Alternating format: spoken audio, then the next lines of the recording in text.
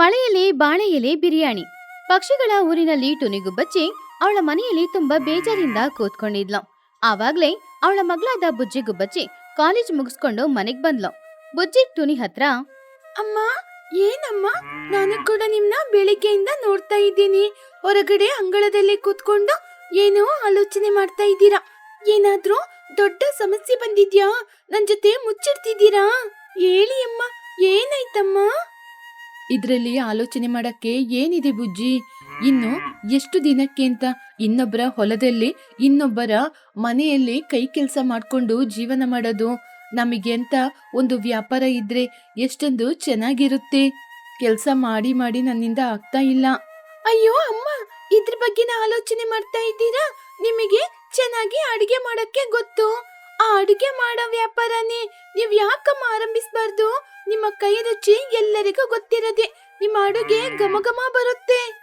ಬುಜ್ಜಿ, ನನಗೆ ಘಮ ಘಮ ಬರುವಂತಹ ಬಿರಿಯಾನಿಯನ್ನು ಮಾಡಿ ವ್ಯಾಪಾರ ಮಾಡ್ಬೇಕು ಅಂತ ತುಂಬಾ ಆಸೆ. ಆದ್ರೆ ಏನ್ ಮಾಡೋದು? ಈ ಊರಲ್ಲಿ ಚಿಚ್ಚುಕಾಗೆ ದೊಡ್ಡ ಬಿರಿಯಾನಿ ಹೋಟೆಲ್ ಅನ್ನು ಇಟ್ಟು ವ್ಯಾಪಾರವನ್ನು ಮಾಡ್ತಾ ಇದೆ. ಇವಾಗ ನಾನು ಹೋಗಿ ಬಿರಿಯಾನಿ ವ್ಯಾಪಾರವನ್ನು ಮಾಡಿದ್ರೆ ಆಮೇಲೆ ಆ ಚಿಚ್ಚು ಸುಮ್ಮನೆ ಇರುತ್ತಾ? ಹಾಗೆ ವ್ಯಾಪಾರವನ್ನು ಆರಂಭಿಸಿದ್ರು ಕೂಡ ಏನಾದ್ರೂ ಜಗಳ ಮಾಡುತ್ತೆ. ನನ್ನ ವ್ಯಾಪಾರಕ್ಕೆ ಅಡ್ಡಿಯಾಗಿ ನೀನ್ ವ್ಯಾಪಾರ ಮಾಡ್ತಿದೀಯ ಅಂತ ಹೇಳುತ್ತೆ. ಅದಕ್ಕೇನೆ ಏನ್ ಮಾಡೋದು ಅಂತ ನನಗೂ ಕೂಡ ತುಂಬಾ ಆಲೋಚನೆ ಆಗ್ತಿದೆ. ಅದಕ್ಕೆ ಏನ್ ಮಾಡೋದು ಅಂತ ಗೊತ್ತಿಲ್ಲ.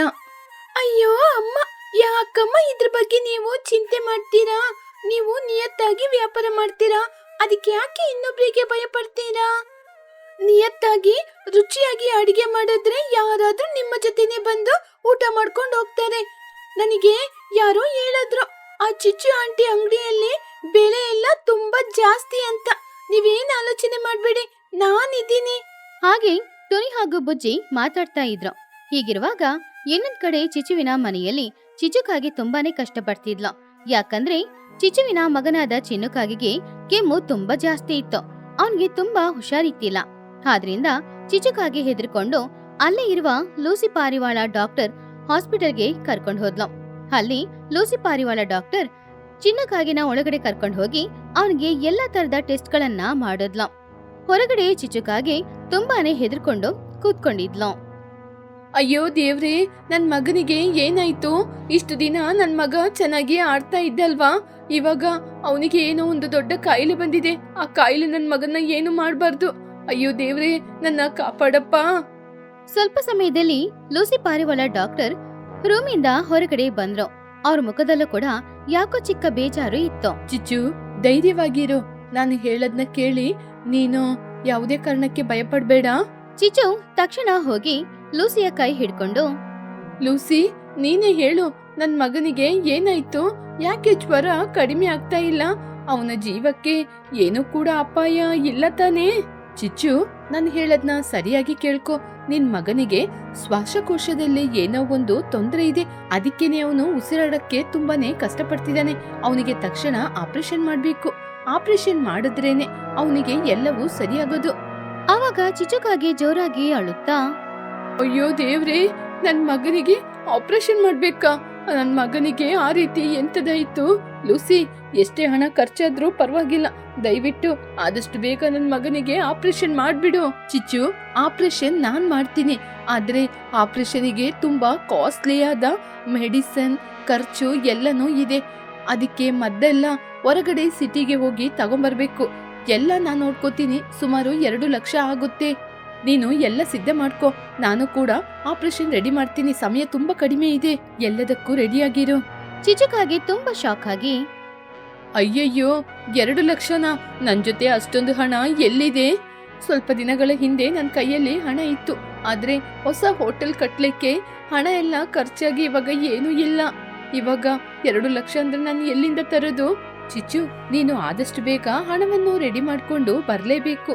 ಇಲ್ಲದಿದ್ರೆ ಚಿನ್ನುಗೆ ತುಂಬಾನೇ ಅಪಾಯ ಆಗ್ಬಿಡುತ್ತೆ. ನಾನು ಆಪರೇಷನ್ಗೆ ಎಲ್ಲ ರೆಡಿ ಮಾಡ್ತೀನಿ, ನೀನು ಹೋಗಿ ಹಣನ ರೆಡಿ ಮಾಡ್ಕೊಂಡ್ ಬಾ. ಹಾಗಂತ ಹೇಳಿ ಲೂಸಿ ಪಾರಿವಾಳ ಒಳಗಡೆ ಹೋಯ್ತು. ಚಿಚುಕಾಗಿಗೆ ಏನ್ ಮಾಡುದು ಅಂತಾನೆ ಅರ್ಥ ಆಗ್ಲಿಲ್ಲ.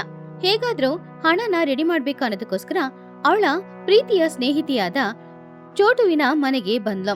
ಆವಾಗ ಚೋಟು ಅವಳ ಮನೆ ಹೊರಗಡೆ ಬಟ್ಟೆ ಒಗ್ದು ಒಣಗಾಕ್ತಾ ಇದ್ಲು. ಅವಾಗ ಚಿಚುಕಾಗೆ ಚೋಟು ಹತ್ರ ಅಳುತ್ತಾ, ಚೋಟು, ನನ್ನ ಕಾಪಾಡೆ. ನೀನೇ ನನ್ ಮಗನ್ನ ಕಾಪಾಡ್ಬೇಕು. ನನ್ ಮಗ ಪ್ರಾಣಕ್ಕೆ ಹೋರಾಡ್ತಾ ಇದ್ದಾನೆ. ಅದನ್ನು ಕೇಳಿದ ಚೋಟು ಗಿಳಿ, ಏನ್ ಚಿಚ್ಚು, ಎದ್ದೇಳೆ. ಏನಾಯ್ತು?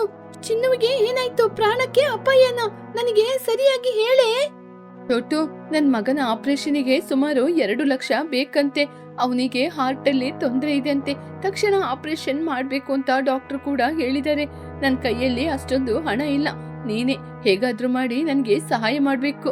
ನನಗೆ ತಕ್ಷಣ 2 ಲಕ್ಷನ ಹೇಗಾದ್ರೂ ರೆಡಿ ಮಾಡಿ ಕೊಡೆ. ನನ್ನಿಂದ ತಕ್ಷಣ 2 ಲಕ್ಷನ ರೆಡಿ ಮಾಡಕ್ಕಾಗಲ್ಲ. ನೀನೇ ನನ್ ಮಗನ ಉಳಿಸ್ಬೇಕು. ಆವಾಗ ಚೋಟು ತುಂಬಾನೇ ಬೇಜಾರಿಂದ, ಅಯ್ಯೋ ಚಿಚ್ಚು, ನನ್ ಕೈಯಲ್ಲಿ 2 ಲಕ್ಷ ಇದ್ರೆ ಹಿಂದೆ ಮುಂದೆ ಆಲೋಚನೆ ಮಾಡ್ದೆ ನಿನ್ ಮಗನಿಗೋಸ್ಕರ ತೆಗೆದು ಕೊಡ್ತೀನಿ. ಏನ್ ಮಾಡೋದು? ನನ್ ಗಂಡ ದಿನಕೂಲಿ ಮಾಡುವವನು. ಅಯ್ಯೋ ಚಿಚ್ಚು, ನನ್ ಕೈಯಲ್ಲಿ 2,000 ಕೂಡ ಇಲ್ಲ. ನಿನಗೆ ಸಹಾಯ ಮಾಡುವ ಪರಿಸ್ಥಿತಿಯಲ್ಲಿ ನಾನಿಲ್ಲ ಕಣೆ. ಆವಾಗ ಚಿಚುಕಾಗೆ ಬೇಜಾರಿಂದ, ಹೌದಾ ಚೋಟು? ಆಗ ನನ್ ಮಗನ ಕಾಪಾಡಕ್ಕೆ ನನ್ನಿಂದ ಆಗಲ್ವಾ? ನನ್ ಮಗನ ಜೀವನ ಉಳಿಸ್ಕೊಳಕ್ಕೆ ನನ್ನಿಂದ ಆಗಲ್ವಾ? ನನ್ ಮಗ ನನ್ನ ಬಿಟ್ಟು ಹೋಗ್ಬಿಡ್ತಾನ? ಇವಾಗ್ಲೇ ಆ ಹೋಟೆಲ್, ನನ್ನ ಜಾಗ ಎಲ್ಲ ಮಾರಿದ್ರು 2 ಲಕ್ಷ ಸಿಗದಿಲ್ವೇ? ತಕ್ಷಣ ಈ ಊರಲ್ಲಿ ನಾನು ಯಾರ ಜೊತೆ ಹೋಗಿ ಹಣ ಕೇಳೋದು? ಯಾವ ಸಂಬಂಧಿಕರು ಕೂಡ ನನಗೆ ಸಹಾಯ ಮಾಡಲ್ಲ. ನನ್ ಹೋಟೆಲ್ನ ಯಾರು ತಗೋತಾರೆ? ಚೋಟು ಆಲೋಚನೆ ಮಾಡಿ, ಚಿಚ್ಚು, ನೀನು ಹೋಟೆಲ್ನ ಮಾರ್ತೀಯ? ಹಾಗಾದ್ರೆ ಒಂದ್ ಕೆಲ್ಸ ಮಾಡು. ತುನಿ ತುಂಬಾ ದಿನಗಳಿಂದ ಒಂದು ಬಿರಿಯಾನಿ ಸೆಂಟರ್ ಅನ್ನು ಆರಂಭಿಸಬೇಕು ಅಂತ ಆಲೋಚನೆ ಮಾಡ್ತಾ ಇದ್ದಾಳೆ. ಅವಳು ಬಿರಿಯಾನಿ ವ್ಯಾಪಾರಕ್ಕೋಸ್ಕರ ಸ್ವಲ್ಪ ಹಣವನ್ನು ಕೂಡಿಟ್ಟಿದ್ದಾಳೆ. ಖಂಡಿತವಾಗಿ ಸಹಾಯ ಮಾಡ್ತಾಳೆ. ನೀನು ತಕ್ಷಣ ಹೋಗಿ ತುನಿ ಜೊತೆ ಮಾತಾಡು. ಅವಳು ಖಂಡಿತ ಒಪ್ಕೋತಾಳೆ. ಚಿಚುಕಾಗೆ ಕಣ್ಣಲ್ಲಿ ಕಣ್ಣೀರೊಂದಿಗೆ, ತುನಿ ತಗೋತಾಳ? ಹೌದು, ತುನಿಗೆ ಹೋಟೆಲ್ ಆರಂಭಿಸಬೇಕು ಅಂತ ತುಂಬಾ ಕನ್ಸಿದೆ. ಹೋಗಿ ಅವಳ ಜೊತೆ ಮಾತಾಡ್ತೀನಿ. ಹಾಗಂತ ಅನ್ಕೊಂಡು ಚಿಚುಕಾಗೆ ಟುನಿಗುಬ್ಬಚ್ಚಿಯ ಮನೆಗೆ ಹೋದ್ಲು. ಅವಾಗ ಟುನಿಗುಬ್ಬಚ್ಚಿ ಹಾಗೂ ಬುಜ್ಜಿಗುಬ್ಬಚ್ಚಿ ಅವರ ಮನೆ ಹೊರಗಡೆ ವರಾಂಡದಲ್ಲಿ ಕೂತ್ಕೊಂಡಿದ್ರು. ಆವಾಗ ಚಿಚುಕಾಗೆ ಅವರನ್ನ ನೋಡಿ ಕೈ ಮುಗ್ದು, ತುನಿ, ನನ್ ಮಗನ್ನ ಕಾಪಾಡು ತುನಿ. ನನ್ ಮಗ ಜೀವಕ್ಕೆ ಹೋರಾಡ್ತಾ ಇದ್ದಾನೆ. ಅವನಿಗೆ ತಕ್ಷಣ ಆಪರೇಷನ್ ಮಾಡದಿದ್ರೆ ಅವನು ಸತ್ತೋಗ್ಬಿಡ್ತಾನೆ. ನಿನಗೆ ತುಂಬಾ ದಿನದಿಂದ ಬಿರಿಯಾನಿ ವ್ಯಾಪಾರವನ್ನು ಮಾಡ್ಬೇಕು ಅಂತ ಇದೆಯಲ್ವಾ? ನನ್ನ ಹೋಟೆಲ್ನ ನಿನಗೆ ಮಾರಾಟ ಮಾಡ್ತೀನಿ. ನೀನು ಹೇಗಾದ್ರೂ 2 ಲಕ್ಷ ಹಣವನ್ನು ಕೊಟ್ಟು ನನ್ ಮಗನನ್ನು ಕಾಪಾಡೆ. ನನಗೆ ಇದನ್ನ ಬಿಟ್ರೆ ಬೇರೆ ದಾರಿ ಇಲ್ಲ. ಅದನ್ನ ಕೇಳಿ ಟುನಿಗುಬ್ಬಚ್ಚಿ ಬೇಜಾರಿಂದ, ಅಯ್ಯೋ ಚಿಚ್ಚು, ಏನ್ ಹೇಳ್ತಾ ಇದ್ದೀಯಾ? ಚಿನ್ನು ಜೀವಕ್ಕೆ ಹೋರಾಡ್ತಾ ಇದ್ದಾನ. ಆದ್ರೆ ನಿಂದು ಅಷ್ಟು ದೊಡ್ಡ ಹೋಟೆಲ್ ಅಲ್ವಾ? ನನ್ನಿಂದ ಹೇಗೆ ವ್ಯಾಪಾರ ಮಾಡಲು ಸಾಧ್ಯ? ನನ್ ಜೊತೆ ಅಷ್ಟೊಂದು ಹಣ. ನನ್ ಮಗನ ಜೀವ ಮುಂದೆ ನನಗೆ ಯಾವ ಹೋಟೆಲು ದೊಡ್ಡದಲ್ಲ. ನಾನು ಹಣವನ್ನು ಯಾವಾಗ ಬೇಕಾದ್ರೂ ಸಂಪಾದನೆ ಮಾಡ್ಬೋದು. ಆದ್ರೆ ನನ್ ಮಗ ಹೋದ್ರೆ ತುನಿ, ಆ ಹೋಟೆಲ್ನ ನೀನೇ ತಗೋ ತುನಿ. ನಾನು ನಿನ್ ಕಾಲಿಗೆ ಬೀಳ್ತೀನಿ. ಆವಾಗ ಬುಜ್ಜಿ, ಚಿಚ್ಚು ಆಂಟಿ, ನೀವಾಗೆ ಅಳ್ಬೇಡಿ. ಖಂಡಿತವಾಗಿ ನಾವು ನಿಮ್ಗೆ ಸಹಾಯ ಮಾಡ್ತೀವಿ. ಚಿನ್ನುನ ನಾವು ಉಳಿಸ್ಬೋದು. ಚಿಚ್ಚು, ನೀನು ಚಿಂತೆ ಮಾಡ್ಬೇಡ. ಚಿನ್ನು ನನಗೂ ಕೂಡ ಮಗನ ಹಾಗೇನೆ. ಅವನ್ ಜೀವನ ನಾವೆಲ್ಲರೂ ಸೇರಿ ಉಳಿಸ್ಲೇಬೇಕು. ಸರಿ, ನೀನು ನಿನ್ನ ಹೋಟೆಲ್ನ ನನಗೆ ಮಾರಿಬಿಡು. ನಾನ್ ನಿನ್ಗೆ 2 ಲಕ್ಷ ಹಣವನ್ನು ಖಂಡಿತ ಕೊಡ್ತೀನಿ. ಚಿನ್ನುನ ಕಾಪಾಡ್ಬೋದು. ಚಿನ್ನು ಜೀವಂತವಾಗಿ ಬರ್ತಾನೆ. ನೀನು ಧೈರ್ಯವಾಗಿರು. ಟುನಿಗುಬ್ಬಚ್ಚಿ ತಕ್ಷಣ ಮನೆಯೊಳಗಡೆ ಹೋಗಿ ಅವಳು ಸೇರ್ಸಿಟ್ಟಿದ್ದ 2 ಲಕ್ಷ ರೂಪಾಯಿನ ತಗೊಂಡ್ ಬಂದ್ ಕೊಟ್ಲು. ಚಿಚುಕಾಗೆ ಸಂತೋಷದಿಂದ ಆ 2 ಲಕ್ಷ ರೂಪಾಯಿನ ತಗೊಂಡ್ ಹೋಗಿ ಲೂಸಿ ಹತ್ರ ಕೊಟ್ಟು ಚಿನ್ನಿಗೆ ಆಪರೇಷನ್ ಕೂಡ ಮಾಡಿಸಿದ್ಲು. ಇವಾಗ ಚಿನ್ನು ಕೂಡ ಗುಣ ಆದ. ಆಮೇಲೆ ಟುನಿ ಅವಳು ಅಂದ್ಕೊಂಡ ಹಾಗೇನೆ ಊರಿನಲ್ಲಿ ಬಿರಿಯಾನಿ ಹೌಸ್ ಒಂದು ಓಪನ್ ಮಾಡಿದ್ಲು. ಅಮ್ಮ, ನಮ್ಮ ಕನ್ಸು ನೆರವೇರಿತು. ನಮಗೆ ಅಂತ ಒಂದು ಸ್ವಂತ ಹೋಟೆಲ್ ಬಂದಿದೆ. ನಿಮ್ಮ ಘಮ ಘಮ ಬಿರಿಯಾನಿ ಕೈ ರುಚಿಗೆ ಈ ಊರಿನ ಜನರೆಲ್ಲ ಗುಂಪು ಗುಂಪಾಗಿ ಬಂದು ಹೇಗೆ ಸೇರ್ತಾರೆ ನೋಡಿ. ಆವಾಗ ಟುನಿ ಸಂತೋಷದಿಂದ, ಎಲ್ಲ ಆ ದೇವರ ದಯೆ ಬುಜ್ಜಿ. ನಾವು ನಿಯತ್ತಾಗಿ ಬೆಲೆನ ಸ್ವಲ್ಪ ಕಡಿಮೆ ಮಾಡಿ ವ್ಯಾಪಾರವನ್ನು ಮಾಡೋಣ. ಖಂಡಿತವಾಗಿ ಕಸ್ಟಮರ್ ನಮ್ಮ ಬಳಿ ಬಂದೇ ಬರ್ತಾರೆ. ಟುನಿಗುಬ್ಬಚ್ಚಿ ಮಾಡಿಕೊಡುವ ಬಿರಿಯಾನಿ ತುಂಬಾ ಟೇಸ್ಟ್ ಆಗಿರೋದ್ರಿಂದ ಎಲ್ಲ ಪಕ್ಷಿಗಳು ಅಲ್ಲಿ ಬಂದು ಬಿರಿಯಾನಿ ತಗೊಂಡ್ ತಿಂತಾ ಇದ್ರು. ಟುನಿಯ ವ್ಯಾಪಾರ ಚೆನ್ನಾಗಿ ನಡೀತಾ ಇತ್ತು. ಆದ್ರೆ ಸುಮಾರು ದಿನ ಆ ಸಂತೋಷ ಹಾಗೇನೆ ಇರ್ಲಿಲ್ಲ. ಹೀಗಿರುವಾಗ ಊರಿನಲ್ಲಿ 1 ವಾರದಿಂದ ಭಯಂಕರವಾದ ಮಳೆ ಸುರಿತಾ ಇರೋದ್ರಿಂದ ರೋಡೆಲ್ಲ ಮುಚ್ಚೋಗಿತ್ತು. ಎಲ್ಲ ರೋಡು ಕೂಡ ಇವಾಗ ಕೊಳೆತ ತರ ಕಾಣಿಸ್ತಾ ಇತ್ತು. ಪಕ್ಷಿಗಳು ಯಾರು ಕೂಡ ಈ ಮಳೆಯಲ್ಲಿ ಮನೆ ಬಿಟ್ಟು ಹೊರಗಡೆ ಬರಲೂ ಇಲ್ಲ. ಒಂದಿನ ಮಧ್ಯಾಹ್ನದ ಸಮಯ ಟುನಿ ಹಾಗೂ ಬುಜ್ಜಿ ಇಬ್ರು ಕೂಡ 2 ಪಾತ್ರೆಯಲ್ಲಿ ತುಂಬಾ ಬಿರಿಯಾನಿ ಮಾಡಿಟ್ಟು ಕಸ್ಟಮರ್ಸ್ಗೋಸ್ಕರ ಕಾಯ್ತಾ ಇದ್ರು. ಆದ್ರೆ ಕಸ್ಟಮರ್ಸ್ ಯಾರು ಅಂಗಡಿಗೆ ಬರಲೇ ಇಲ್ಲ. ಆದ್ರಿಂದ ಟುನಿ ಬೇಜಾರ್ ಮಾಡ್ಕೊಳ್ತಾ ಇದ್ಲು. ಅಯ್ಯೋ ದೇವ್ರೇ, ಬಿರಿಯಾನಿ ಅಂಗಡಿ ಆರಂಭಿಸಿದ ಸ್ವಲ್ಪ ದಿನದಲ್ಲೇ ಲಾಭ ಬರುತ್ತೆ ಅಂತ ಆಲೋಚನೆ ಮಾಡಿದ್ರೆ ಹೀಗೆ ನನ್ನ ವ್ಯಾಪಾರ ಹಾಳಾಗೋಯ್ತಲ್ಲ. ಈ ಮಳೆಯಿಂದ ಜನರು ಯಾರು ಹೊರಗಡೆ ಬರ್ತಾ ಇಲ್ಲ. ನಾನು ಮಾಡಿರುವ ಬಿರಿಯಾನಿ ಎಲ್ಲ ಹೇಗೆ ವ್ಯಾಪಾರ ಮಾಡೋದು? ಎಲ್ಲನೂ ಹಾಳಾಗೋಯ್ತಲ್ವ ಬುಜ್ಜಿ, ಏನು ಮಾಡೋದು? ನಾವು ತುಂಬ ನಷ್ಟಪಟ್ಟಿದ್ದೀವಿ. ಈ ಮಳೆಯಲ್ಲಿ ಈ ಬಿರಿಯಾನಿನ ಹೇಗಮ್ಮ ಮಾರಾಟ ಮಾಡೋದು? ಆವಾಗ ಬುಜ್ಜಿ ಆಲೋಚನೆ ಮಾಡಿ, ಅಮ್ಮ, ನೀವು ಚಿಂತೆ ಮಾಡಬೇಡಿ. ವ್ಯಾಪಾರ ಅನ್ನೋದು ಹೀಗೇನೆ. ವ್ಯಾಪಾರದಲ್ಲಿ ನಷ್ಟ ಲಾಭ ಬಂದೇ ಬರುತ್ತೆ. ಕಸ್ಟಮರ್ ನಮ್ಮ ಹತ್ರ ಬರಲ್ಲ. ನಾವ್ಯಾಕಮ್ಮ ಬಿರಿಯಾನಿನ ತಗೊಂಡೋಗಿ ಅವರಿಗೆ ಸೇರಿಸಬಾರ್ದು? ಟುನಿ ಆಶ್ಚರ್ಯದಿಂದ, ನಾವು ಕಸ್ಟಮರ್ ಹತ್ರ ಹೋಗ್ಬೇಕಾ? ಅದು ಹೇಗೆ ಸಾಧ್ಯ ಬುಜ್ಜಿ? ಇಷ್ಟು ದೊಡ್ಡ ಪಾತ್ರೆನ ತಗೊಂಡು ಕವರ್ ಹಾಕೊಂಡು ಹೋದ್ರೂ ಕೂಡ ಬಿಸಿ ಆರೋಗುತ್ತೆ. ಹೇಗೆ ಬುಜ್ಜಿ ಸಾಧ್ಯ? ಬಿಸಿ ಆರಿ ಹೋದ್ರೆ ಯಾರು ತಿನ್ನಲ್ಲ ಕೂಡ. ಆವಾಗ ಬುಜ್ಜಿ, ಅಮ್ಮ, ನಾವು ಪಾತ್ರೆಯಲ್ಲಿ ತಗೊಂಡೋಗೋದು ಬೇಡ. ನನಗೆ ಒಂದು ಅದ್ಭುತವಾದ ಆಲೋಚನೆ ಬಂದಿದೆ. ನಮ್ಮ ಮನೆ ಹಿಂದೆ ಬಾಳೆ ತೋಟ ಇದೆ ಅಲ್ವಾ? ಬಾಳೆ ಎಲೆನ ತಂದು ಬೆಂಕಿಯಲ್ಲಿ ಅದನ್ನ ಬಾಡಿಸಿ ಅದರಲ್ಲಿ ಬಿರಿಯಾನಿ ಪ್ಯಾಕ್ ಮಾಡಿ ಚೆನ್ನಾಗಿ ಹಗ್ಗದಲ್ಲಿ ಕಟ್ಟಿ ಟೈಟ್ ಮಾಡಿ ಅದನ್ನ ತಗೊಂಡೋಗಿ ನಾವು ಪ್ಯಾಕೆಟ್ ಆಗಿ ಮನೆ ಮನೆಗೆ ಮಾರಾಟ ಮಾಡೋಣ. ಪ್ಯಾಕೆಟ್ ಆಗಿನ? ಯಾಕೆ ಬುಜ್ಜಿ? ಕವರಲ್ಲಿ ಹಾಕಿದ್ರೆ ನಮಗೆ ಈಸಿ ತಾನೆ? ಕವರಲ್ಲಿ ಹಾಕಿದ್ರೆ ಅದು ಆರೋಗ್ಯಕ್ಕೂ ಒಳ್ಳೇದಲ್ಲ. ಆಮೇಲೆ ರುಚಿ ಕೂಡ ಚೆನ್ನಾಗಿರಲ್ಲ. ಅದೇ ಬಾಳೆ ಎಲೆಯಲ್ಲಿ ಕಟ್ರೆ ರುಚಿ 10 ಪಟ್ಟು ಅಧಿಕವಾಗಿರುತ್ತೆ. ಅದು ಮಾತ್ರ ಅಲ್ಲದೆ ಬಾಳೆ ಎಲೆಯಲ್ಲಿ ಬಿಸಿ ಅಷ್ಟು ಬೇಗ ಆರಿ ಹೋಗಲ್ಲ. ಆಮೇಲೆ ಅದನ್ನೆಲ್ಲ ಒಂದು ಬುಟ್ಟಿಗೆ ಹಾಕಿ ಮನೆ ಮನೆಗೆ ತಗೊಂಡೋಗಿ ವ್ಯಾಪಾರ ಮಾಡೋಣ. ಆವಾಗ ಜನರು ಖಂಡಿತವಾಗಿ ನಮ್ಮ ಜೊತೆಯಿಂದ ಬಿರಿಯಾನಿನ ತಗೋತಾರೆ ಅಮ್ಮ. ಬೀಳ್ತಾ ಇರುವ ಮಳೆಗೆ ಮನೆಯಲ್ಲಿರುವವರಿಗೆ ಬಿಸಿ ಬಿಸಿ ಬಿರಿಯಾನಿನ ತಗೊಂಡೋಗಿ ಕೊಟ್ರೆ ಖಂಡಿತವಾಗಿ ತಗೋತಾರೆ. ನನ್ನ ನಂಬಿ ಅಮ್ಮ, ಪ್ಲೀಸ್ ಮಾ. ಆವಾಗ ಟುನಿ ತುಂಬಾನೇ ಆಸೆಯಿಂದ, ಹೌದಾ ಬುಜ್ಜಿ, ನೀನು ಹೇಳಿದ ರೀತಿನೇ ಮಾಡೋಣ. ನಾವು ಮಳೆಯಲ್ಲಿ ನೆಂದರೂ ಪರವಾಗಿಲ್ಲ, ನಾವು ವ್ಯಾಪಾರ ಮಾಡಲೇಬೇಕು. ಸರಿ, ನಾನು ಬೇಗ ಹೋಗಿ ಬಾಳೆ ಎಲೆನ ತರ್ತೀನಿ. ಟುನಿ ಹಾಗೂ ಬುಜ್ಜಿ ಇಬ್ರು ಕೂಡ ಆ ಮಳೆಯಲ್ಲೇ ಬಾಳೆ ತೋಟಕ್ಕೆ ಹೋಗಿ ದೊಡ್ಡ ದೊಡ್ಡ ಬಾಳೆ ಎಲೆಗಳನ್ನ ತಗೊಂಡು ಬಂದು ಅದನ್ನ ಸ್ವಲ್ಪ ಬೆಂಕಿಯಲ್ಲಿ ತೋರಿಸಿ ಬಾಡಿಸಿ ಅದರಲ್ಲಿ ಬಿಸಿ ಬಿಸಿ ಆಗಿರುವ ಬಿರಿಯಾನಿನ ಹಾಕಿ ಅದನ್ನ ಪ್ಯಾಕ್ ಮಾಡಿ ಹಗ್ಗನೋ ಕಟ್ಟಿದ್ರು. ಇವಾಗ ಬಿಸಿ ಬಿಸಿ ಬಾಳೆ ಎಲೆ ಬಿರಿಯಾನಿ ತಯಾರಾಗಿತ್ತು. ಹಾಗೆ ತಯಾರಾದ ಆ ಬಾಳೆ ಎಲೆ ಬಿರಿಯಾನಿನ ಅವರು ಒಂದು ಬುಟ್ಟಿಯಲ್ಲಿ ಇಟ್ಕೊಂಡು ಅದರ ಮೇಲೆ ಮಳೆಯಿಂದ ಒದ್ದೆಯಾಗದೆ ಇರಕ್ಕೆ ಬಾಳೆ ಎಲೆನ ಹಾಕೊಂಡು ಊರಿನ ಮಧ್ಯಕ್ಕೆ ತಗೊಂಡ್ ಬಂದ್ರು. ಆವಾಗ ಬುಜ್ಜಿ ಗುಬ್ಬಚ್ಚಿ ಜೋರಾಗಿ, ಈ ಮಳೆಗೆ ಬಾಳೆ ಎಲೆ ಬಿರಿಯಾನಿ ನಿಮಗೋಸ್ಕರ ಬಿಸಿ ಬಿಸಿಯಾಗಿ ಪ್ಯಾಕ್ ಮಾಡಿ ತಂದಿದ್ದೀವಿ. ಯಾರಿಗೆ ಬೇಡ ಬಿರಿಯಾನಿ?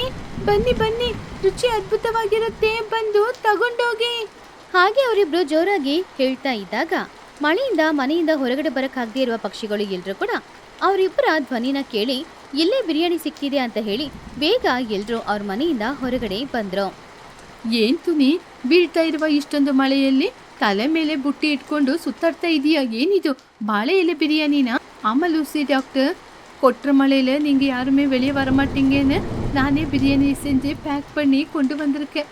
கண்டிப்பா இதை சாப்பிட்டு பாருங்க. இதோட ருசிக்கு மயங்கி மறுபடியும் ಆರ್ಡರ್ பண்ணுவீங்க. ತುನಿ, ಇದನ್ನ ನೋಡ್ದಾಗನೇ ಹೋದ ಜೀವ ಮತ್ತೆ ಬರುವ ಹಾಗಿದೆ. ಈ ಸುವಾಸನೆಗೆ ನನ್ನಿಂದ ತಡ್ಕೊಳಕ್ಕಾಗಲ್ಲ. ನನಗೆ ಒಂದು 2 ಪ್ಲೇಟ್ ಕೊಡು. ಮನೆಯಲ್ಲಿ ಎಲ್ಲರೂ ಕಾಯ್ತಾ ಇದ್ದಾರೆ. ಹೌದು ತುನಿ, ಈ ಮಳೆಗೆ ಬಿಸಿ ಬಿಸಿ ಬಿರಿಯಾನಿ ಅಂದ್ರೆ ಯಾರಾದ್ರೂ ತಿನ್ನದೇ ಇರ್ತಾರ? ನನಗೂ ಟೈಮ್ ಆಗ್ತಾ ಇದೆ, ಬೇಗ ಪ್ಯಾಕ್ ಮಾಡಿ ಕೊಡು. ಹೊಡೆಯೋ ಮಳೆಯಲ್ಲಿ ಬೀಸುವ ಗಾಳಿಗೆ ಆ ಬಿರಿಯಾನಿ ವಾಸನೆ ತುಂಬಾ ಚೆನ್ನಾಗಿ ಬರ್ತಾ ಇತ್ತು. ಪಕ್ಷಿಗಳು ಎಲ್ರೂ ಕೂಡ ಮನೆಯಿಂದ ಹೊರಗಡೆ ಬಂದು ಟುನಿ ಹಾಗೂ ಬುಜ್ಜಿ ಹತ್ರ ಬಿರಿಯಾನಿ ತಗೊಳ್ದ್ರಿಂದ ಆ ಬಿರಿಯಾನಿ ಎಲ್ಲಾನು ಖಾಲಿ ಆಯ್ತು. ಕೈ ತುಂಬ ಯಾವಾಗ್ಲೂ ತರ ಹಣನೂ ಸಂಪಾದನೆ ಮಾಡಿ ಟುನಿ ಬುಜ್ಜಿ ಖುಷಿಯಾಗಿ ಹೊರಟ್ರು. ಅಮ್ಮ, ನೋಡಿದ್ರಮ್ಮ, ಐಡಿಯಾ ಎಷ್ಟು ಚೆನ್ನಾಗಿ ವರ್ಕೌಟ್ ಆಯ್ತು. ನಮ್ಮ ಬಿರಿಯಾನಿ ಎಲ್ಲ ಖಾಲಿಯಾಗಿದೆ. ಇನ್ ಮುಂದೆ ಮಳೆ ಬಂದ್ರೂ ಕೂಡ ಬುಟ್ಟಿಯಲ್ಲಿ ಹೀಗೆ ಇಟ್ಟು ವ್ಯಾಪಾರ ಮಾಡೋಣ. ಹೌದಮ್ಮ, ಇದು ಎಲ್ಲನೂ ನಿನ್ನಿಂದನೇ. ಆದ್ರೆ ಬುಜ್ಜಿ, ನಮ್ಮ ಬುಟ್ಟಿಯಲ್ಲಿ ಇನ್ನು 2 ಪಾರ್ಸಲ್ ಹಾಗೇ ಇದೆ. ಇವಾಗ ಇದನ್ನ ಏನ್ ಬುಜ್ಜಿ ಮಾಡೋದು? ಅಮ್ಮ, ನಾನೇ ಇದನ್ನ ಬೇಕು ಅಂತ ತೆಗೆದಿಟ್ಟಿದ್ದು. ಇದು ಚಿಚ್ಚು ಆಂಟಿ ಚಿನ್ನುವಿಗೋಸ್ಕರ ತೆಗೆದಿಟ್ಟಿದ್ದು. ತಗೊಂಡೋಗಿ ಕೊಡೋಣ. ಚಿನ್ನುವಿಗೆ ಆಪರೇಷನ್ ಆಗಿದೆಯಲ್ಲ, ಅವನು ಚಂದ ಊಟ ಮಾಡಬೇಕು. ನಾವು ಇದನ್ನ ತಗೊಂಡೋಗಿ ಕೊಡೋಣ. ಬನ್ನಿ ಅಮ್ಮ, ಬಿಸಿ ಆರಿ ಹೋದ್ರೆ ಚೆನ್ನಾಗಿರಲ್ಲ. ಸರಿ ಬುಜ್ಜಿ, ಚೆನ್ನಾಗಿ ಹೇಳ್ದೆ. ಸರಿ ಬಾಮ್ಮ, ಹೋಗಿ ಬರೋಣ. ಹಾಗೆ ಆ ಮಳೆಯಲ್ಲಿ ಟುನಿ ಹಾಗೂ ಬುಜ್ಜಿ ಇಬ್ರು ಚಿಚುಕಾಗೆಯ ಮನೆಗೆ ಹೋದ್ರು. ಚಿಚುಕಾಗೆ ಅವಳ ಮನೆ ವರಾಂಡದಲ್ಲಿ ಕೂತ್ಕೊಂಡಿದ್ಲು. ಒಳಗಡೆ ಸ್ವಲ್ಪ ಸ್ವಲ್ಪ ಗುಣ ಆಗ್ತಾ ಚಿನ್ನುಕಾಗೇನೋ ಮಲಗಿ ವಿಶ್ರಾಂತಿ ತಗೊಳ್ತಾ ಇದ್ದ. ಚಿಚ್ಚು ಹೇಗಿದ್ಯಾ ಕಣೆ? ಚಿನ್ನುವಿನ ಆರೋಗ್ಯ ಇವಾಗ ಹೇಗಿದೆ? ಚಿಚು ಟುನಿನ ನೋಡಿ ತುಂಬಾನು ಸಂತೋಷದಿಂದ, ಆ ತುನಿ, ಬುಜ್ಜಿ, ಬನ್ನಿ ಬನ್ನಿ. ನೀವು ಕೊಟ್ಟ ಹಣದಿಂದನೇ ನನ್ನ ಮಗ ಇವಾಗ ಆಪರೇಷನ್ ಆಗಿ ತುಂಬ ಚೆನ್ನಾಗಿ ಇದ್ದಾನೆ. ಅವನು ಮನೆಯೊಳಗೇನೆ ಇದ್ದಾನೆ. ಬನ್ನಿ ಬನ್ನಿ, ನಿಮ್ಮ ಋಣನ ನನ್ನಿಂದ ಯಾವತ್ತೂ ತೀರ್ಸಕ್ಕಾಗೋದಿಲ್ಲ. ಆವಾಗ ಬುಜ್ಜಿ, ಅಯ್ಯೋ ಆಂಟಿ, ಇದರಲ್ಲಿ ಋಣ ಏನಿದೆ? ನಾವು ಚಿನ್ನುವಿಗೋಸ್ಕರ ಬಿಸಿ ಬಿಸಿ ಬಿರಿಯಾನಿ ಮಾಡಿ ಬಾಳೆ ಎಲೆಯಲ್ಲಿ ಪ್ಯಾಕ್ ಮಾಡ್ಕೊಂಡ್ ಬಂದಿದ್ದೀವಿ. ಅವನು ಇದನ್ನ ತಿಂದ್ರೆ ತುಂಬಾನೇ ಸಂತೋಷ ಪಡ್ತಾನೆ. ತಗೊಳ್ಳಿ, ಅವನಿಗೋಸ್ಕರ ತಂದಿದ್ದೀವಿ, ತಗೊಂಡೋಗಿ ಕೊಡಿ ಆಂಟಿ, ತುಂಬಾ ರುಚಿಯಾಗಿರುತ್ತೆ. ಚಿಚು ಕಣ್ಣಲ್ಲಿ ಕಣ್ಣೀರೊಂದಿಗೆ, ಅಯ್ಯೋ ತುನಿ, ಬುಜ್ಜಿ, ಈ ಬೀಳ್ತಾ ಇರುವ ಮಳೆಯಲ್ಲಿ ಅಷ್ಟು ದೂರದಿಂದ ನನಗೋಸ್ಕರ, ನನ್ನ ಮಗನಿಗೋಸ್ಕರ ಬಿರಿಯಾನಿನ ತಂದಿದ್ದೀರಾ? ನಿಮ್ಮ ವ್ಯಾಪಾರ ಯಾವತ್ತೂ ಹೀಗೇನೆ ಚೆನ್ನಾಗಿರ್ಬೇಕು ಅಂತ ನಾನು ಆಸೆ ಪಡ್ತೀನಿ. ನಿಮ್ಮ ವ್ಯಾಪಾರ ತುಂಬಾ ಚೆನ್ನಾಗಿರುತ್ತೆ. ನನ್ನ ಆಶೀರ್ವಾದ ಯಾವಾಗ್ಲೂ ಇರುತ್ತೆ. ಸರಿ ಚಿಚ್ಚು, ಚಿನ್ನನ ಭದ್ರವಾಗಿ ನೋಡ್ಕೋ. ಮಳೆ ಬರ್ತಾ ಇದೆ, ನಾವಿನ್ನು ಹೊರಡ್ತೀವಿ, ಸರಿನಾ? ಹಾಗೆ ಟುನಿ ಹಾಗೂ ಬುಜ್ಜಿ ಇಬ್ರು ಕೂಡ ಅವ್ರ ಮನೆಗೆ ಹೊರಟ್ರು. ಆ ದಿನದಿಂದ ಮಳೆಯಿರ್ಲಿ ಬಿಸಿಲಿರ್ಲಿ ಅವರಿಬ್ರು ಏರ್ಪಾಡು ಮಾಡ್ಕೊಂಡ ಆ ಬಾಳೆ ಎಲೆ ಬಿರಿಯಾನಿ ವ್ಯಾಪಾರ ತುಂಬಾನೇ ಚೆನ್ನಾಗಿ ನಡೆದು ಅವರಿಬ್ರು ಕೂಡ ಕೈ ತುಂಬಾ ಹಣ ಸಂಪಾದನೆ ಮಾಡಿ ಸಂತೋಷವಾಗಿ ಬಾಳ್ತಾ ಇದ್ರು. ಅದು ಬೇಸಿಗೆ ಕಾಲ, ಬಿಸಿಲು ತುಂಬಾ ಜಾಸ್ತಿ ಇರೋದ್ರಿಂದ ಪಕ್ಷಿಗಳು ಎಲ್ರೂ ಕೂಡ ತುಂಬಾನೇ ಕಷ್ಟಪಡ್ತಾ ಇದ್ರು. ಆವಾಗ ಟೋನಿಗೂ ಬಚ್ಚಿ ಅವಳ ಮಗಳಾದ ಬುಜ್ಜಿಯ ಜೊತೆ ಸೇರಿ ತಂಪಾದ ನೀರನ್ನ ಉಯ್ದಿರೋದಕ್ಕೋಸ್ಕರ ಮಡಿಕೆಗಳನ್ನ ತಯಾರು ಮಾಡ್ತಾ ಇದ್ರು. ಒಂದಿನ ಬೆಳಗ್ಗೆ 10 ಗಂಟೆಗೆ ಊರಿನ ಮಧ್ಯದಲ್ಲಿರುವ ಮರದ ಕೆಳಗಡೆ ಟೋನಿ ಅವಳು ತಯಾರು ಮಾಡಿರುವ ಮಡಿಕೆಗಳನ್ನೆಲ್ಲ ತಗೊಂಡ್ ಬಂದಿಟ್ಟು ವ್ಯಾಪಾರ ಮಾಡಕ್ಕೆ ಶುರು ಮಾಡಿದ್ಲು. ಅವಾಗ ಪಕ್ಷಿಗಳು ಎಲ್ರೂ ಕೂಡ ಅಲ್ಲಿಗೆ ಬಂದ್ರು. ಬನ್ನಿ ಬನ್ನಿ, ಬಿಸಿಲು ಕಾಲ ಆರಂಭವಾಗಿದೆ. ಫ್ರಿಡ್ಜ್ ನೀರಿಗೆ ಬೈ ಬೈ ಹೇಳಿ. ನಮ್ಮ ಮಣ್ಣಿನ ಮಡಿಕೆ ನೀರನ್ನು ಕುಡೀರಿ. ನಮ್ಮ ಗಂಟ್ಲಿಗೆ ತಂಪಾಗಿ ಆರೋಗ್ಯಕ್ಕೆ ಒಳ್ಳೇದಾಗುತ್ತೆ. ಆವಾಗ ಬನ್ನು ಅಲ್ಲಿಗೆ ಬಂದು, ಜಿ, ನನಗೆ ಒಂದು ಮಣ್ಣಿನ ಮಡಿಕೆ ಕೊಡು. ನಮ್ಮ ಫ್ರಿಡ್ಜ್ ಹಾಳಾಗಿದೆ. ಇವಾಗ ನಮಗೆ ಈ ಮಣ್ಣಿನ ಮಡಿಕೆನೇ ಆಧಾರವಾಗಿದೆ. ನನಗೆ ಒಂದು ಮಣ್ಣಿನ ಮಡಿಕೆ ಕೊಡು. ತಗೋಬನ್ನು, ಈ ಮಣ್ಣಿನ ಮಡಿಕೆ ತುಂಬಾ ಸ್ವಚ್ಛವಾಗಿದೆ. ಇದರಲ್ಲಿರುವ ನೀರು ತುಂಬಾ ತಂಪಾಗಿರುತ್ತೆ. ಬನ್ನು ಮಡಿಕೆಯಲ್ಲಿದ್ದ ನೀರನ್ನ ಕುಡಿದು, ವಾವ್ ಆಂಟಿ, ನಿಮ್ಮ ಮಣ್ಣಿನ ಮಡಿಕೆ ತುಂಬಾನೇ ಚೆನ್ನಾಗಿದೆ. ಇದರಲ್ಲಿರುವ ನೀರು ಅಮೃತದಂತಿದೆ. ನನಗೆ ಪ್ರತಿದಿನ ಒಂದೊಂದು ಮಡಿಕೆ ಬೇಕು.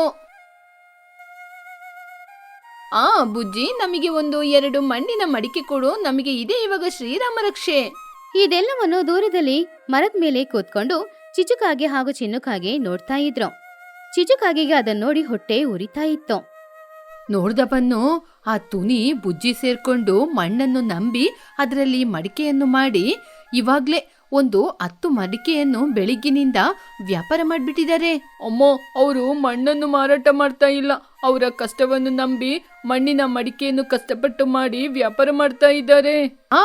ಅವರು ಕಷ್ಟಪಡೋರು, ಆದ್ರೆ ನಾವು ಆ ಕಷ್ಟವನ್ನು ಹೇಗೆ ಹೊಡೆದು ಹಾಕ್ಬೇಕು ಅಂತ ಅವ್ರ ವ್ಯಾಪಾರವನ್ನು ಕೆಡಿಸ್ಲಿಕ್ಕೆ ನನ್ನ ಜೊತೆ ಒಂದು ಪ್ಲಾನ್ ಇದೆ.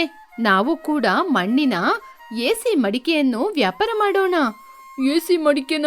ಅದು ಹೇಗೆ ಮಮ್ಮಿ? ಮಡಿಕೆಗೆ ಕರೆಂಟು ಪವರ್ ಕೊಡ್ತೀರಾ? ನೀನು ಸೈಲೆಂಟ್ ಆಗಿರೋ. ನೀನು 10 ರೂಪಾಯಿದು ಪ್ಲಾಸ್ಟಿಕ್ ಬಿಂದಿಗೆ ಇರುತ್ತೆ ಅಲ್ವಾ, ಅದನ್ನ ತಗೊಂಬ. ಅದ್ರೊಳಗೆ ನಾವು ಐಸ್ ಕ್ಯೂಬ್ ಹಾಕಿ ನೀರ್ ಹಾಕಿ ಇಡೋಣ. ಆ ಬಿಂದಿಗೆಯ ಮೇಲೆ ಮಣ್ಣನ್ನು ನಾವು ತೇಪು ಮಾಡೋಣ. ಆವಾಗ ಅದು ನೋಡ್ಲಿಕ್ಕೆ ಮಣ್ಣಿನ ಮಡಿಕೆ ರೀತಿನೇ ಇರುತ್ತೆ. ನೀರು ಕೂಡ ತಂಪಾಗಿರುತ್ತೆ. ಆವಾಗ ಎಲ್ಲರೂ ತುನಿಯ ಮಡಿಕೆಯನ್ನು ತೆಗೆದುಕೊಳ್ಳದೆ ನಮ್ಮ ಮಡಿಕೆನೇ ತಗೋತಾರೆ. ಅಮ್ಮ, ಪ್ಲಾಸ್ಟಿಕ್ ಬಿಂದಿಗೆಯಿಂದ ನೀರು ಕುಡಿಯೋದು ತಪ್ಪಮ್ಮ. ಅದು ಆರೋಗ್ಯಕ್ಕೆ ಒಳ್ಳೇದಲ್ಲ. ಅದು ಮಾತ್ರ ಅಲ್ಲದೆ ಬಿಂದಿಗೆ ಮೇಲೆ ಮಣ್ಣನ್ನು ಲೇಪನ ಮಾಡೋದು ಗೊತ್ತಾಗ್ಬಿಟ್ರೆ. ಬಾಯಿ ಮುಚ್ಚೋ, ನನಗೆ ಬಿಸ್ನೆಸ್ ಟ್ರಿಕ್ಸ್ ಎಲ್ಲ ಗೊತ್ತು. ಮೊದ್ಲು ನೀನು ಹೋಗಿ ಆ ಬಿಂದಿಗೆನ ತಗೊಂಬಾ. ಮರುದಿನ ಬೆಳಗ್ಗೆ 10 ಗಂಟೆಗೆ ಟುನಿಗು ಬಚ್ಚಿ ಅಂಗಡಿಯ ಪಕ್ಕದಲ್ಲಿ ಚಿಚುಕಾಗೇನೋ ಒಂದು ಅಂಗಡಿನ ಹಾಕಿದ್ರು.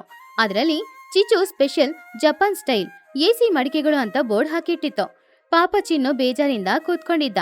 ಆವಾಗ ಚಿಚುಕಾಗೆ ಜೋರಾಗಿ, ಹಲೋ ಫ್ರೆಂಡ್ಸ್, ಮಣ್ಣಿನ ಮಡಿಕೆಯ ಕಾಲ ಹೋಯ್ತು. ಇದು ಸ್ಮಾರ್ಟ್ ಯುಗ. ನಾನು ನಿಮ್ಗೆ ಜಪಾನ್ನಿಂದ ಎಸಿ ಮಡಿಕೆಯನ್ನು ತಂದಿದ್ದೀನಿ. ಇದು ಸಾಧಾರಣವಾದ ಬಿಂದಿಗೆ ಅಲ್ಲ, ಎಸಿಯ ಬಿಂದಿಗೆ. ಇದರಲ್ಲಿ ನೀರ್ ಹಾಕಿದ 2 ನಿಮಿಷದಲ್ಲೇ ಇದು ಐಸ್ ಕ್ಯೂಬಿನಂಗೆ ಹಾಕ್ಬಿಡುತ್ತೆ. ಚಿಚುಕಾಗೆ ಶಬ್ದನ ಕೇಳಿ ಟುನಿ, ಬುಜ್ಜಿ, ಬನ್ನು 3 ಜನ ಅಲ್ಲಿಗೆ ನೋಡಿದ್ರು. ಈ ಚಿಚ್ಚು ಆಂಟಿ ಪುನಃ ಏನೋ ಫ್ರಾಡ್ ಕೆಲಸ ಮಾಡ್ತಾ ಇದ್ದಾರೆ. ಎಸಿ ಬಿಂದಿಗೆ ಹೇಗಮ್ಮ? ಹೇಗಮ್ಮ ಅದು ಮಾಡಲು ಸಾಧ್ಯ? ನನಗೆ ಗೊತ್ತಿಲ್ಲಮ್ಮ, ಅವಳ ಓವರ್ ಆಕ್ಷನ್ ಅವಳಿಗೆ. ಸರಿ ಬಿಡು. ಬನ್ನು ಅಲ್ಲಿಂದ ತಕ್ಷಣ ಚಿಚುಕಾಗಿ ಅಂಗಡಿ ಹತ್ತಿರ ಹೋದ. ಅವನಿಗೆ ಹೊಸ ರೀತಿದು ಏನಾದ್ರೂ ಇದ್ರೆ ಇಷ್ಟ. ಚಿಚ್ಚು ಆಂಟಿ, ಏನಿದು ಎಸಿ ಮಡಿಕೆನಾ? ನಿಜವಾಗ್ಲೂ ಇದ್ರಿಂದ ಎಸಿ ಆಗಿ ಗಾಳಿ ಬರುತ್ತಾ? ಗಾಳಿ ಬರೋದಿಲ್ಲ ಕಣೋ ಬನ್ನು. ಇದ್ರಲ್ಲಿ ನೀರ್ ಹಾಕಿದ್ರೆ ನೀರು ಎಸಿಯಲ್ಲಿ ಇರುವ ಹಾಗೆ ತಂಪಾಗಿರುತ್ತೆ. ಬೇಕಂದ್ರೆ ಕೈ ಹಾಕಿ ನೋಡು. ಚಿಚು ಒಂದು ಮಡಿಕೆನ ಓಪನ್ ಮಾಡಿದ್ಲು. ಅದ್ರಲ್ಲಿ ಈಗಾಗ್ಲೇ ಐಸ್ ಕ್ಯೂಬ್ ಹಾಕಿಟ್ಟಿರೋದ್ರಿಂದ ತಂಪಾದ ಗಾಳಿ ಹೊರಗಡೆ ಬಂತು. ಆವಾಗ ಬನ್ನು ಕೈ ಇಟ್ಟು ನೋಡಿ, ಅಮ್ಮೋ, ನನ್ ಕೈಯೆಲ್ಲ ಐಸ್ ಕ್ಯೂಬಿನಂಗೆ ಆಗ್ತಾ ಇದೆ. ತುನಿ ಆಂಟಿಯ ಬಿಂದಿಗೆಯಲ್ಲಿ ತಂಪಾದ ನೀರಿರುತ್ತೆ, ಆದ್ರೆ ಇದರಲ್ಲಿ ಐಸ್ ಕ್ಯೂಬ್ ರೀತಿ ನೀರು ಇದೆ. ನನಗೆ ಇವಾಗ್ಲೇ ಒಂದು ಎಸಿ ಮಡಿಕೆಯನ್ನು ಕೊಡ್ತೀರಾ? ಹೌದು, ರೇಟ್ ಎಷ್ಟ ಆಂಟಿ? ಬನ್ನು, ಬೇಡ ಕಣೋ, ಆ ಮಡಿಕೆನ ತಗೋಬೇಡನೋ. ಹಾಗಂತ ಅವನು ಹೇಳಿದನ್ನ ಕೇಳಿ ಚಿಚು ಅವನ್ ತಲೆಗೆ ಹೊಡೆದ್ಲು. ಏ ಚಿನ್ನು, ಬಾಯಿ ಮುಚ್ಚೋ. ಬನ್ನು, ಇದರ ರೇಟು ಡಿಮ್ಯಾಂಡ್ ಜಾಸ್ತಿ ಇರೋದ್ರಿಂದ 500 ರೂಪಾಯಿ ಕಣೋ. ಆವಾಗ ಬುಜ್ಜಿ ಅಲ್ಲಿಗೆ ಬಂದು, ಲೇ ಬನ್ನು, ಬೇಡ ಕಣೋ, ನಮ್ಮ ಊರಿನಲ್ಲಿ ಮಣ್ಣಿನ ಮಡಿಕೆಗೆ ಕೇವಲ 50 ರೂಪಾಯಿ ಮಾತ್ರ. ಚಿಚ್ಚು ಆಂಟಿ 500 ರೂಪಾಯಿ ಹೇಳ್ತಿದ್ದಾರೆ. ಅವ್ರು ನಿನ್ನ ಯಾಮರ್ಸ್ತಿದ್ದಾರೆ. ಬುಜ್ಜಿ, ನೀನ್ ಸುಮ್ನೆ ಇರ್ತೀಯಾ? ಇದು ಆಧುನಿಕ ಯುಗ. ಇದು ಎಸಿ ಮಡಿಕೆ, ಎಷ್ಟಾದ್ರೂ ನಾನು ತಗೋತೀನಿ. ಬನ್ನಗಿಳಿ ಚಿಚುಕಾಗಿ ಹತ್ತಿರ 500 ರೂಪಾಯಿ ಕೊಟ್ಟು ಆ ಪ್ಲಾಸ್ಟಿಕ್ ಮಡಿಕೆನ ತಗೊಂಡು ಸಂತೋಷವಾಗಿ ಅಲ್ಲಿಂದ ನಗುತ್ತಾ ಮನೆಗೆ ಹೋದ. ಆಮೇಲೆ ಊರಿನ ಪಕ್ಷಿಗಳು ಎಲ್ರು ಬಂದ್ರು. ಚಿಚುಕಾಗಿಗೆ 500 ರೂಪಾಯಿ ಕೊಟ್ರು ಮಡಿಕೆಗಳನ್ನ ತಗೊಂಡ್ ಹೋದ್ರು. ಸ್ವಲ್ಪ ಸಮಯದಲ್ಲೇ ಚಿಚುಕಾಗಿಯ ಮಡಿಕೆಗಳು ಎಲ್ಲಾನು ವ್ಯಾಪಾರ ಆಗಿ ಅವಳ ಕೈ ತುಂಬಾ ಹಣ ಸಂಪಾದನೆ ಮಾಡಿದ್ಲು. ಆಹಾಹಾಹಾಹಾ, ಚಿನ್ನು ನೋಡ್ದ ಕಣೋ, ಒಂದೇ ದಿನದಲ್ಲಿ ನನಗೆ 5,000 ಲಾಭ ಬಂದಿದೆ. ಆ ತುನಿಯ ವ್ಯಾಪಾರ ಫ್ಲಾಪ್ ಆಯ್ತು. ಮಮ್ಮಿ, ಇವಾಗ ಲಾಭ ಬರೋದೆಲ್ಲ ಸರಿ, ಮಧ್ಯಾಹ್ನ ಆದ್ಮೇಲೆ ಐಸ್ ಕ್ಯೂಬ್ ಎಲ್ಲ ಕರಗಿ ಹೋಗುತ್ತೆ. ಹೋದ್ರೆ ಹೋಗ್ಲಿ ಕಣೋ, ನನಗೇನು. ಇವಾಗ ಮೊದ್ಲು ಇಲ್ಲಿಂದ ಜಾರಿ ಹೋಗೋಣ ಬಾ. ಆ ದಿನ ಮಧ್ಯಾಹ್ನ 2 ಗಂಟೆ. ಆವಾಗ ಬಿಸಿಲು ಇನ್ನೂ ಜಾಸ್ತಿ ಇತ್ತು. ಎಲ್ರಿಂದಾನು ಬಿಸಿಲು ತಡ್ಕೊಳಕ್ ಆಗ್ತಾನೆ ಇತ್ತಿಲ್ಲ.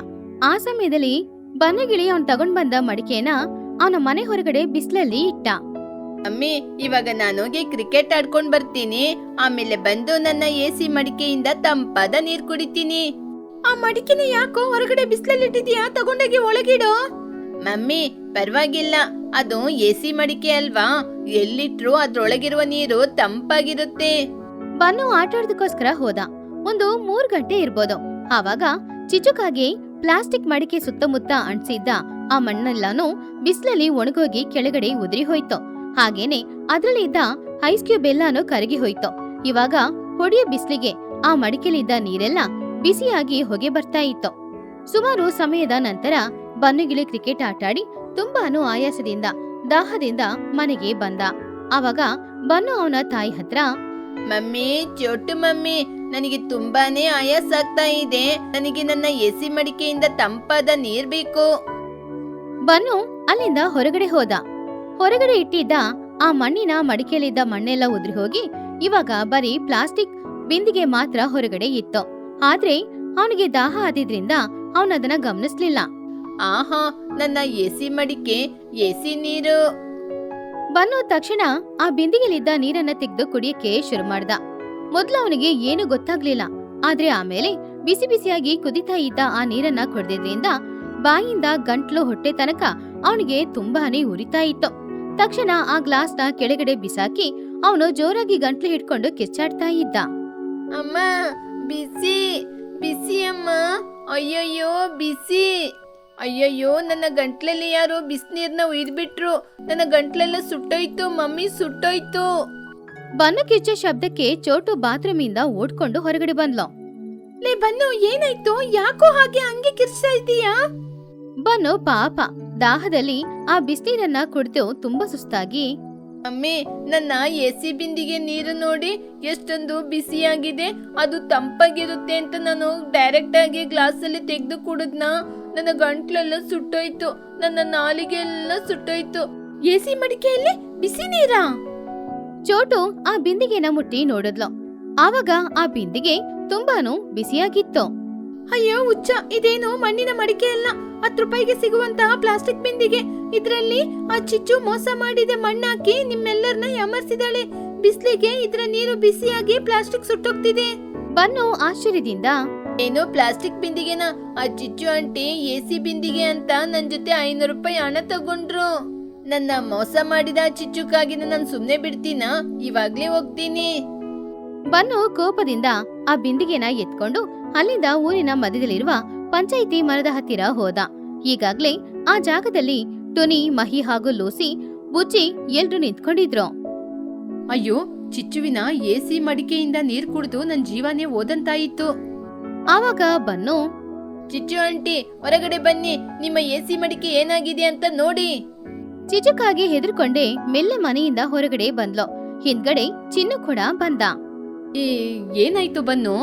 AC ಕೆಲ್ಸ ಮಾಡ್ತಾ ಇಲ್ವಾ? ಕೂಲಿಂಗ್ ಕಡಿಮೆ ಆಯ್ತಾ? ಬನ್ನು ಆ ಬಿಂದಿಗೆನ ಚಿಚು ಹತ್ರ ಎಸ್ತು. ಏನು AC ಬಿಂದಿಗೆನಾ? ನಿಮ್ ತಲೆ, ಇದು ಪ್ಲಾಸ್ಟಿಕ್ ಬಿಂದಿಗೆ. ಮಧ್ಯಾಹ್ನ ಕ್ರಿಕೆಟ್ ಆಡ್ಕೊಂಬಂದು ಇದರ ನೀರ್ ಕುಡ್ದು ನನ್ನ ಗಂಟ್ಲೆಲ್ಲ ಒಣಗಿ ಹೋಯ್ತು. ನನ್ನ ನಾಲಿಗೆಯಲ್ಲಿ ಆಮ್ಲೆಟೇ ಹಾಕ್ಬೋದಾಗಿತ್ತು, ಅಷ್ಟೊಂದು ಬಿಸಿಯಾಗಿತ್ತು. ಈ ನೀರೆಲ್ಲ ಬಿಸಿ ಇತ್ತು. ಆಂಟಿ, ಮಧ್ಯಾಹ್ನನೇ ನನಗೆ ನಿಮ್ಮ ಮೇಲೆ ಸಂದೇಹ ಬಂತು. ಪ್ಲಾಸ್ಟಿಕ್ ಮಡಿಕೆಗೆ ಮಣ್ಣಿನ ಲೇಪ ಹಾಕಿ ಮಣ್ಣಿನ AC ಮಡಿಕೆ ಅಂತ ಮಾರಾಟ ಮಾಡಿದ್ರಿ. ಸುಳ್ಳೇಳಿ ಎಲ್ಲರಿಗೆ ಮೋಸ ಮಾಡಿದೀರಾ? ಏನ್ ಚಿಚ್ಚು, ಪ್ಲಾಸ್ಟಿಕ್ಕಿಗೆ ಮಣ್ಣಿನ ಲೇಪ ಹಾಕಿ ಮಾರಾಟ ಮಾಡಿ ನಮ್ಮ ಜೀವದ ಮೇಲೇನೆ ಆಟಾಡ್ತೀಯ ನೀನು? ಆವಾಗ ಚಿಚು ಕವರ್ ಮಾಡದ್ಲು. ಅದು ಬನ್ನು, ಅದು ನ್ಯೂ ಟೆಕ್ನಾಲಜಿ ಬಿಂದಿಗೆ ಕಣು. ಬೆಳಿಗ್ಗೆ ಆಗುವಾಗ ತಂಪಾದ ನೀರ್ ಕೊಡುತ್ತೆ. ಸಂಜೆ ಆಗ್ತಾ ಆಗ್ತಾ ನಿಮಗೆ ಸ್ನಾನಕ್ಕೆ ಬಿಸಿ ನೀರ್ ಬೇಕಲ್ವಾ, ಅದಕ್ಕೆ ಬಿಸಿನೀರ್ ಕೊಡುತ್ತೆ. 2 in 1 ಕಣೋ. ಏನು ಆಂಟಿ ಹೇಳಿದ್ರಿ? 2 in 1? ಸರಿ, ಹಾಗಾದ್ರೆ ಅದ್ರಲ್ಲಿರುವ ಬಿಸಿನೀರಿನ ನಿಮ್ ತಲೆ ಮೇಲೆನೆ ಚೆಲ್ತೀನಿ. ಆವಾಗ ನೀವು ತಂದೂರಿ ಚಿಕನ್ ಆಗಿ ಆಗ್ತಿರಲ್ವಾ? ಬನ್ನು ಕೋಪದಲ್ಲಿ ಆ ನೀರನ್ನ ಚಿಚು ಮೇಲೆ ಉಯ್ಯಕ್ಕೆ ಹೋದ. ಅಯ್ಯೋ ಬನ್ನು, ಬೇಡ ಕಣೋ, ನಾನು ಲಾಭವನ್ನು ಸಂಪಾದನೆ ಮಾಡಕ್ಕೋಸ್ಕರ ಸುಳ್ಳು ಹೇಳ್ದೆ. ದಯವಿಟ್ಟು ನನ್ನನ್ನು ಕ್ಷಮಿಸೋ. ಅಮ್ಮ, ನಾನ್ ನಿಮ್ಗೆ ಮೊದಲೇ ಹೇಳ್ದೆ ಈ ರೀತಿ ಕೆಲ್ಸಗಳೆಲ್ಲ ಮಾಡ್ಬೇಡಿ ಅಂತ. ತುನಿ ಆಂಟಿಯವರು ಎಷ್ಟು ನ್ಯಾಯವಾಗಿ ವ್ಯಾಪಾರವನ್ನು ಮಾಡ್ತಾ ಇದ್ದಾರೆ, ಅವ್ರನ್ನ ನೋಡಿ ಕಲ್ತ್ಕೊಳ್ಳಿ. ಚಿಚ್ಚು, ಹಣ ಸಂಪಾದನೆ ಮಾಡ್ಲಿಕ್ಕೆ ಎಷ್ಟೋ ಒಂದು ದಾರಿ ಇದೆ. ಹೀಗೆ ಸುಳ್ಳು ಹೇಳಿ ಅನ್ಯಾಯವಾಗಿ ಹಣ ಸಂಪಾದನೆ ಮಾಡಿದ್ರೆ ಇವತ್ತು ಬನ್ನುವಿಗೆ, ನಾಳೆ ಇನ್ನೊಬ್ರಿಗೆ ಏನಾದ್ರೂ ಆಗ್ಬೋದು. ಆವಾಗ ಚಿಚುಕಾಗೆ ತಲೆ ಬಗ್ಗಿ, ನನ್ನನ್ನು ಕ್ಷಮಿಸಿ, ಮಡಿಕೆಗೆ ತಗೊಂಡ ಹಣವನ್ನು ಹಿಂದಿರುಗಿಸಿ ಕೊಡ್ತೀನಿ. ಇನ್ ಮುಂದೆ ಯಾವತ್ತೂ ಈ ರೀತಿ ಮಾಡೋದಿಲ್ಲ. ನನ್ನ ನಾಲಿಗೆ ಇವಾಗ ಸುಟ್ಟೋಯ್ತು, ಅದಕ್ಕೆ ಏನ್ ಮಾಡೋದು? ನನಗಿವಾಗ ಪರಿಹಾರ ಬೇಕು. ಏನೋ ಬೇಕು ಬನ್ನು ನಿನ್ಗೆ? ನನ್ನ ನಾಲಿಗೆ ಸುಟ್ಟೋಯ್ತಲ್ವಾ, ಅದಕ್ಕೆ ನನಗೆ 10 ದಿನಗಳ ಕಾಲ ಈ ಚಿಚ್ಚು ಆಂಟಿ ಐಸ್ ಕ್ರೀಮ್ ನ ತಂದು ಕೊಡ್ಬೇಕು. ಅವಾಗ್ಲೇ ನನ್ನ ನಾಲಿಗೆ ಕೂಲ್ ಆಗೋದು, ನನ್ನ ಕೋಪನೂ ಕಡಿಮೆ ಆಗೋದು. ಲೇ ಬನ್ನು, ಸೂಪರ್ ಐಡಿಯಾ ಕಣೋ. ಚಿಚುಕಾಗೆ ಅಳುತ್ತಾ, ಅಯ್ಯೋ ದೇವ್ರೇ, ನನ್ನ ಲಾಭ ಎಲ್ಲ ಇವ್ರ ಐಸ್ ಕ್ರೀಮ್ ಅಲ್ಲೇ ಕರಗಿ ಹೋಗ್ತಾ ಇದೆ. ಹಾಗೆ ಚಿಚುಕಾಗೆ ಎಲ್ಲರ ಹತ್ರನೂ ಕ್ಷಮಾಪಣೆ ಕೇಳಿದ್ ಮಾತ್ರವಲ್ಲದೆ 1 ವಾರ ಬನುಗಿಳಿಗೆ ಐಸ್ ಕ್ರೀಮ್ ತಗೊಂಡ್ ಬಂದ್ ಕೊಟ್ಟು ಅವಳ ಪ್ಯಾಕೆಟ್ ಅಲ್ಲಿ ಇದ್ದ ಹಣ ಎಲ್ಲ ಖಾಲಿ ಆಯ್ತು.